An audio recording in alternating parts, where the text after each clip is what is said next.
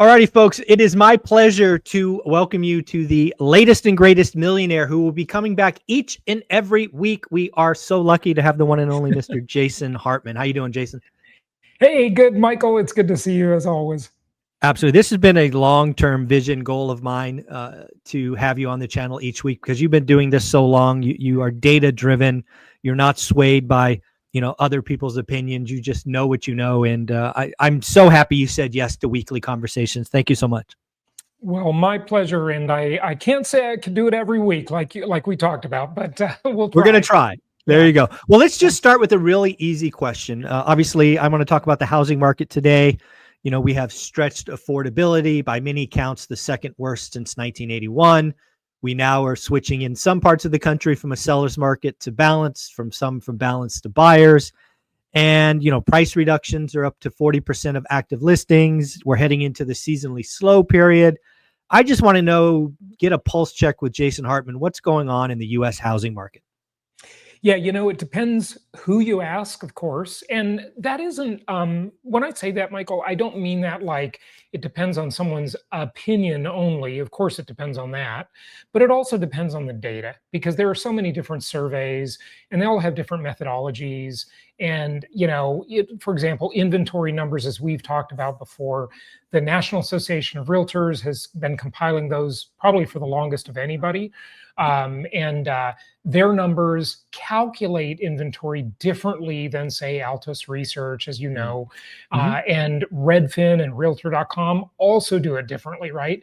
And it's okay to use those different sources, but just stick with one so that when you ask yourself compared to what in time, if you're looking at the NAR data, then you look at today and you look at 2019 or 2015 and you get an accurate comparison. But none of these surveys, interestingly, compare to population growth or household formation growth.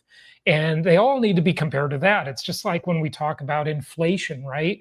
It seems like real estate is really expensive, and that's not untrue.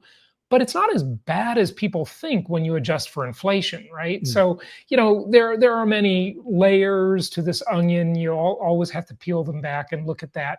But if you want to pop my screen up, we got a couple of charts I can show. Yep, I'm bringing it up right now. So this chart is the Altos data on inventory.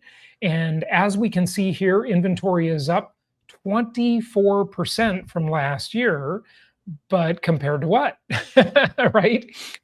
It was up 32% compared to last year. So inventory is actually declining. And what's interesting about the inventory decline is twofold. The way we want inventory to decline is by houses selling, right? And then it takes a house off the market because someone bought it. But what's interesting that's happening now is a lot of people are delisting their houses. Exactly. Yes. Which, I'd love to hear what you think about that. And I'll just kind of tell you a couple of my thoughts. Delistings have always happened throughout history, right? That's nothing new. But the amount of it is new. And it also varies from region to region and state to state and city to city. One of the higher delisting markets is the one I am sitting in right now, which is Scottsdale, Arizona. I saw that. And what that means is people tried to sell their house. The market did not meet their expectations. They gave up. But they didn't necessarily give up out of desperation as they have in some years past. Now they gave up out of stubbornness and comfort.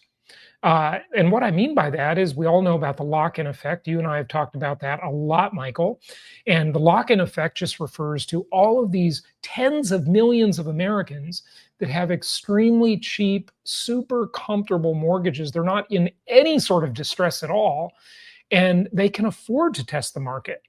And I will personally tell you that I have been shopping for houses here in the Scottsdale, Arizona area. I used to live here. I moved to Florida for 7 years. I decided I wanted to move back here, and I've been making some offers. And let me tell you, these sellers are stubborn. They are giving me the finger. I mean, they just basically say, if your offer is not full price or close to it, we're not talking. Yeah, And I think this is something that I've it's been. surprising. I'm surprised. Yeah, I think this is really interesting because this is something I talk to my audience a lot about. It's the difference between needing and wanting to sell. Hmm. And it's and to be very clear, if you want to get down to brass tacks, this is exactly the opposite of the GFC. Right, One of the right. reasons In that the global financial crisis, people were desperate. They needed to sell. Yeah. yeah. But again, let's break it down for folks at a personal financial level. Why did they need to sell in the GFC and they don't need to sell today? It really goes back to one simple thing, and that's shelter cost. Yeah. In the GFC, shelter costs shot up 2, 3, 400% because of adjustable rate mortgages. And in the GFC, it was financially prudent to walk away because you could rent the house down the street for $1,300 instead of paying $3,000. Today, we have the exact opposite. Yeah. You're in a house where the mortgage is, $1,300, and if you were going to rent like for like, it would be $3,000. So that's why we're seeing such a big jump in delistings. That's why we're seeing want to sell versus need to sell. But as we get through the rest of this year, it'll be very interesting because what I have predicted is delistings, the want to sell is going to increase. Thus, at some point, maybe even in Scottsdale, you're going to get to a level where a larger percentage of folks need to sell because there's always need to sell: death, divorce, job transfer, whatever. Yeah. And I think if you keep doing what you're doing for another couple of months, you're going to come back one day and go, you know what, Zuber, I got it. I got the one. I got a deal. Yeah. Yeah. I think it's a numbers game. So Yeah, everything is a numbers game to some extent. There's no question. You are right about that. But it's just surprising to me how rich people are. Yeah. When everybody's talking about how there's poverty and desperation, and we all know what the doomers say, and we all know that they're almost always wrong. I mean, the broken clock is right twice a day, as the saying goes.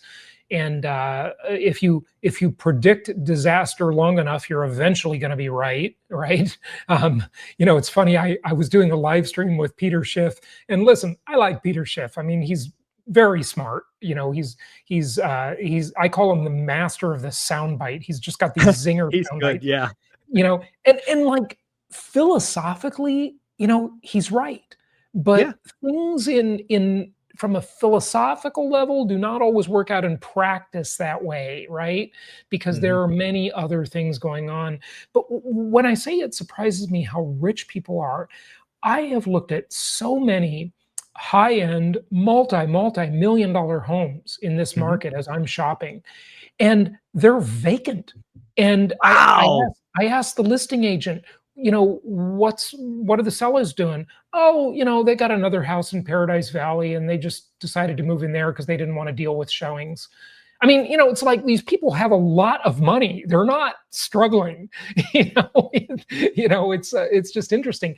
But another thing I want to tell you about this particular market, and this applies to any snowbird market, I guess, but there's a lot of snowbirds that own second homes in Arizona, in Florida, in all these types of markets, right? In the Sun Belt, or the Smile States, as they're called sometimes. And I think particularly with the Canadian snowbirds, they may not be coming back in as high a quantity as they once did, because Canada's economy, number one, is a complete disaster. Their housing market is insanely expensive. So we'll see. There's trade tensions with Canada, obviously, over Trump's tariffs and so forth, which ultimately I agree with the tariffs. We need them, but it's not without problems, of course, and with the struggles in the Canadian economy too. Yeah, it is really interesting to kind of play this out because, again, I think what people miss from an economic perspective is that shelter cost. And again, a lot of people don't realize that, the Fed broke the housing market because they kept rates so long for so low for so long. Yeah. They've created artificially low shelter rates. That's why nobody is, or very few people are desperate. There's always desperate people, but most people are like, hey, you're not going to give me my number. I'll stay put and I'll wait for the next guy. Yeah. Yeah, absolutely. Hey, just back to the doomer thing because I didn't Yeah. finish my thought there. Sorry, I got off track.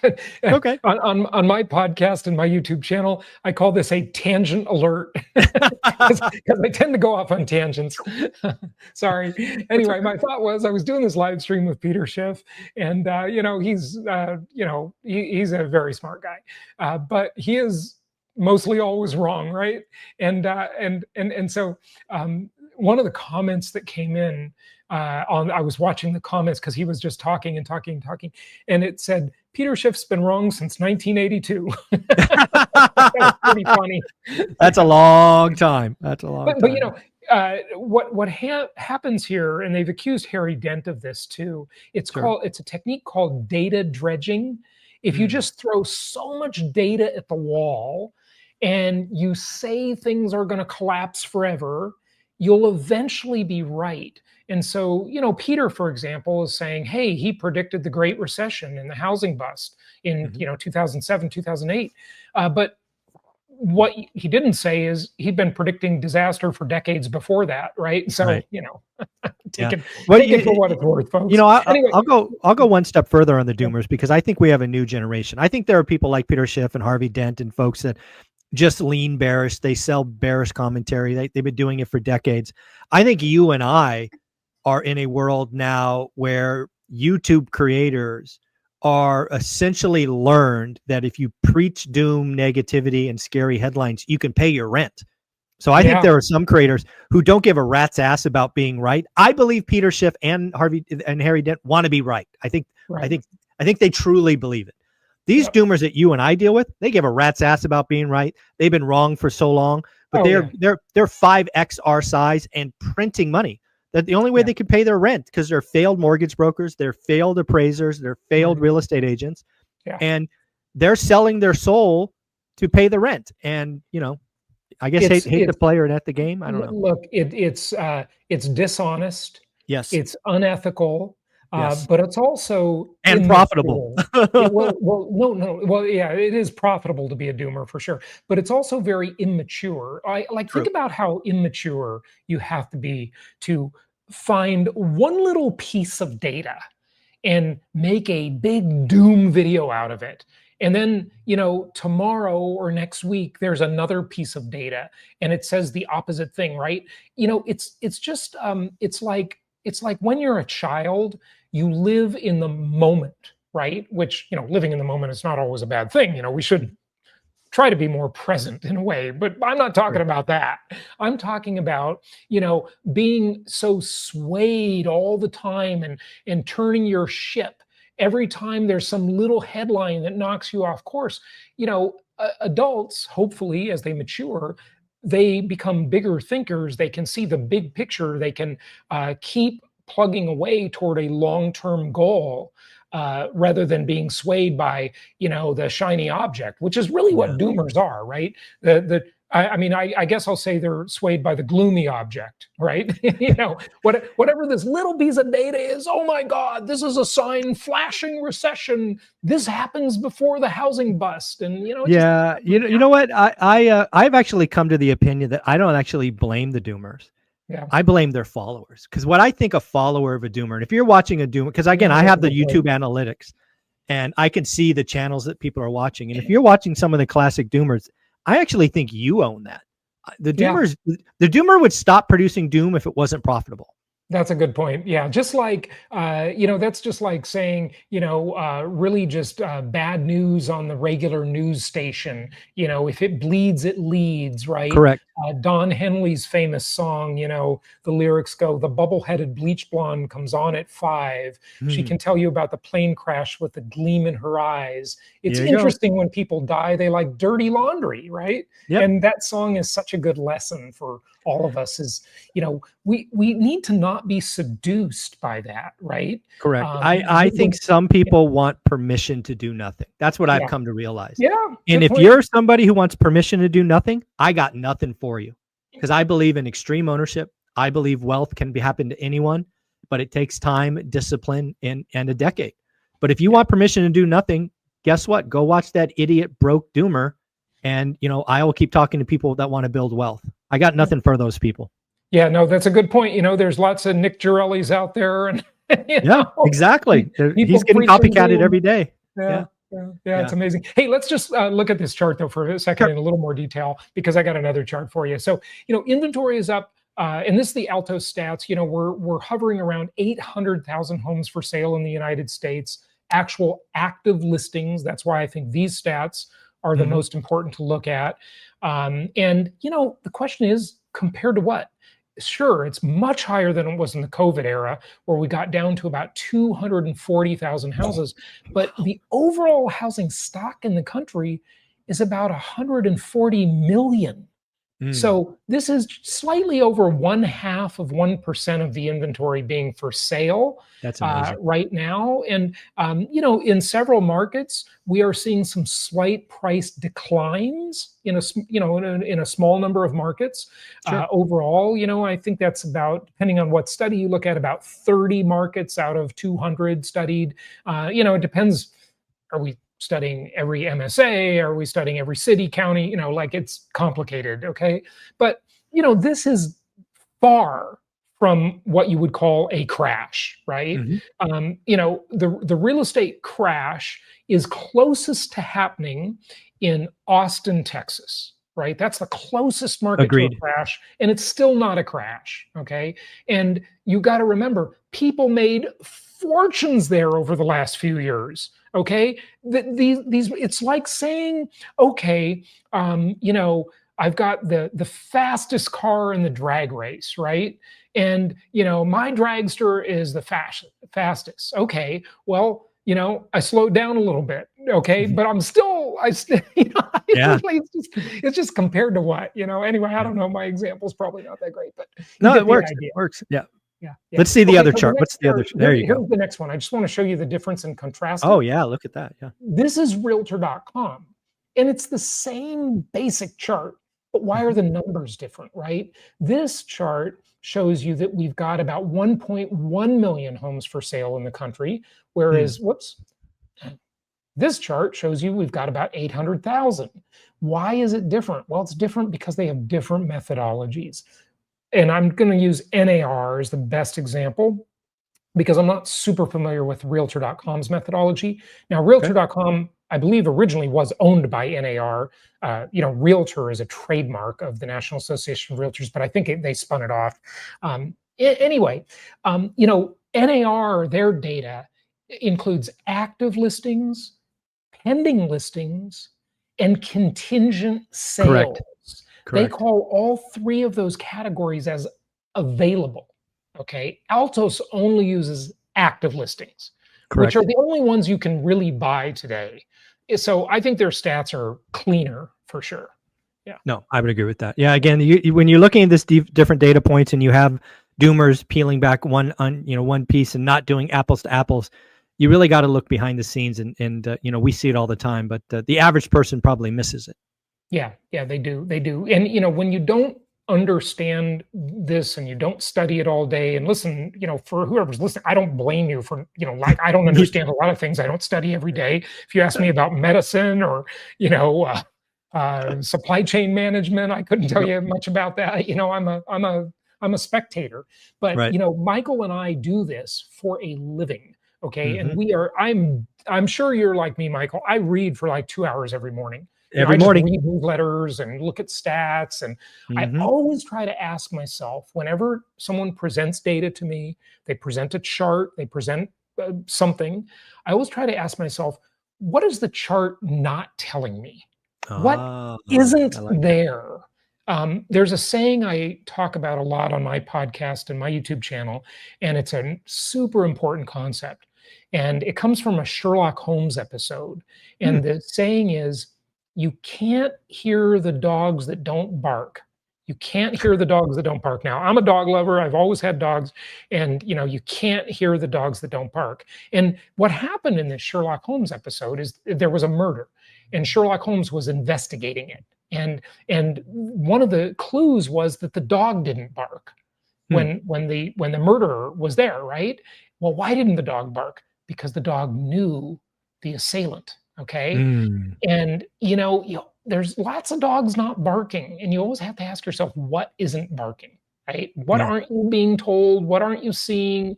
Sometimes the most profound impact is what is unseen or what Yes. doesn't happen can be Yeah. more profound than when we, as humans, we notice what does happen. We notice what we see. But a lot of times we don't notice what we don't see, or we don't think much about what didn't happen, what might have happened, right? Yeah. The one question I know I want to ask you, and I'm glad I get this opportunity on a video, is do you think we have started a slippery slope where the U.S. in a decade into maybe even 3 decades becomes a renter nation? And I'll define a renter nation as greater than 50%. I think the last home ownership I saw was about 64%. So do you think we're just headed Yeah. that way, that we're going to be a renter nation at some point? That is a great question, Michael, and I have pondered a lot. And the big institutions are definitely buying up America, and you got to ask yourself if they are the smart money. These big institutions like BlackRock or Invitation Homes, right, that owns tens of thousands of single-family homes. If they're the smart money, they've got all these MBAs, all these financial engineers, all these forecasters working for them. Maybe you should follow their lead. Okay, just maybe they know more than you do. Okay, Yeah, that's and funny. they're buying up single family homes like hotcakes. Okay, so yeah, I do think that renting is becoming more popular, and I don't think that's all bad. So let's ask ourselves, compared to what? During the George Bush era of ownership, which I think was a mistake that was a partial cause for the Great Recession, we got up to about 69% home ownership rate. 69% of adults owned a home. And now we're at about 64%, like you said. I've always said, I've never changed my opinion. I've been doing my podcast for 20 years now, and I never changed my opinion that I believe the natural home ownership rate in America is about 55%. Oh, wow. Okay. Okay. I think that is the natural rate if you take away all these crazy incentives that we have for home ownership and all this kind of stuff, right? Hmm. And one of the things we've got to remember is that if the home ownership rate goes down and we own investment properties, there's going to be upward pressure on rents, For okay? sure. Because there will be a larger rental pool. So either way, as investors, we can make money. We just have to adjust our strategy. Are we in a capital gains market, an appreciation market, or are we in a rent appreciation market where it's more of a cash flow increase market? And either way, it's a multidimensional asset. But I do think you're right. I do think the homeownership rate is trending downward. I don't think millennials are very interested in homeownership the way their baby boomer parents were, or my generation, and probably yours, Gen X, is. So, I think people have discovered there are, many other investments, and I don't have to own a home to get rich necessarily. That's been a very stable way to increase your wealth over the decades. But a lot of people say, just buy Bitcoin, or something. And Yeah. look, that's pretty speculative, but who knows? Hey, it's worked out for anybody who got in a few years ago. It's It sure has. It sure there has. you Yeah. go. Yeah. Well, Jason, And, we're going to and, come and, back and and do. Michael, can I just say one more thing about the Yep. homeownership thing? So I want your people and maybe you to think about this in a new way. There Okay. was this big cover story in Newsweek magazine about, I want to say about 14 years ago. Oh, okay. And it talked about homeownership. And one of the studies they cited was that in areas with high homeownership, there tended to be higher unemployment. And I thought that was really interesting. Isn't it great to own a home? Shouldn't we all have a goal of owning a home? Hmm. And what they talked about in this study is that people cannot move to where the jobs are. And Mobility. Yep. and it when you own a home, it ties you down. Okay. And as I said, coming out of the Great Recession, the best thing you can have on a resume is mobility, to be able to move to where the jobs are, right? So homeownership isn't all it's cracked up to be. It's not like the end all be all. Okay. It's, own investment property, own property for sure. But, property you can rent out to somebody else. You don't need to live in the house that you own necessarily. Love that, Jason. Well, I'm so happy we get to talk to you each and every Monday, most Mondays. Obviously, we will miss some, but also you are a featured speaker at our upcoming Vegas event. So a lot of people are going to get to know you over the next several months, and I'm sure you have a large ORAT fan base. Jason, where can people find you? JasonHartman.com or my podcast or YouTube channel. Just type in my name on any podcast platform or on YouTube and you'll find me there. There you go, Jason. Take care. Thank you so much. Thanks, Michael. Happy investing.